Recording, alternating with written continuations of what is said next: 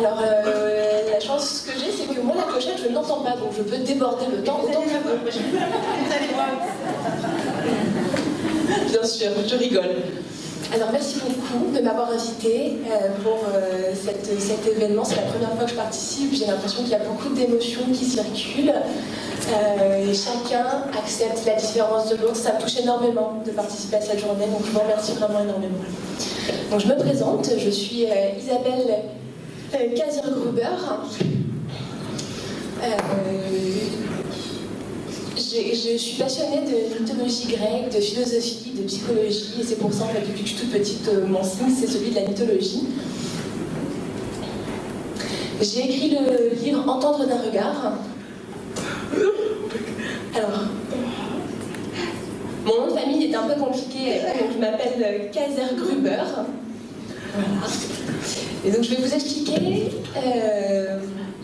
en fait, les entendants entendent par les oreilles, et nous les sourds, nous entendons par les yeux. Et en fait, sur la couverture sont représentées des cases de couleurs qui correspondent à différents domaines, le sport, la rééducation, ce genre de choses.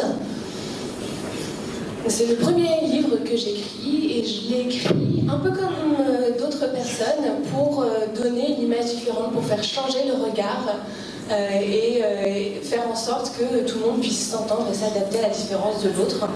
Et voir un peu aussi, depuis ma jeunesse de jeune femme sourde jusqu'à aujourd'hui, comment j'ai évolué. Et aussi noter l'importance en fait du bilinguisme, de la présence de la langue des signes, notamment pour le lien parent-enfant, parce que les parents sont le premier modèle des enfants, et voir des parents signants et des parents sourds, c'est très important pour leur développement. Pour moi, la langue des signes, ça permet le développement affectif des parents entendants vis-à-vis de leurs enfants sourds. C'est un renouveau. Les parents entendants qui ont des enfants sourds, ça leur permet d'avoir moins de frustration, moins de peur, et ça permet de créer un véritable lien. C'est vraiment une écriture libre, je me suis vraiment détachée du regard des autres. En fait, c'est un témoignage, c'est l'histoire de ma vie. Moi, je suis devenue sourde petite quand j'avais 11 mois, suite à une maladie qui s'appelle une encéphalite. Et mes parents ont fait le choix de m'éduquer dans l'oralisme parce qu'à l'époque, un peu avant 1970, la langue des signes était très mal vue, voire interdite.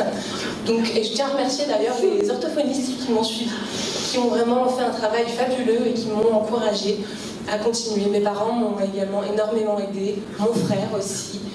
Et tout ça pour que je puisse enfin sortir ma voix, même si elle est maladroite, c'est pas grave, c'est la mienne. J'ai grandi dans un monde entendant. Et puis, même s'il y a eu des difficultés, j'ai réussi à poursuivre mon parcours, à rentrer dans le monde du travail. Je me suis mariée. Ah bah. Je peux un tout petit peu encore, je peux, une petite minute. D'accord, merci pour la demi-minute. Alors, je me suis mariée, j'ai eu des enfants entendants. Et c'est important, comme le disait Madame tout à l'heure, en fait pour moi ce qui importe c'est de faire un pont entre le monde des entendants et le monde des sourds pour que tout le monde puisse échanger, se comprendre et se respecter mutuellement. Comprendre aussi que c'est aussi une affaire de culture, que la culture des sourds et la culture de l'entendant n'est pas forcément la même, mais qu'on peut vivre ensemble avec nos différences. C'est bon, j'ai respecté ta minute.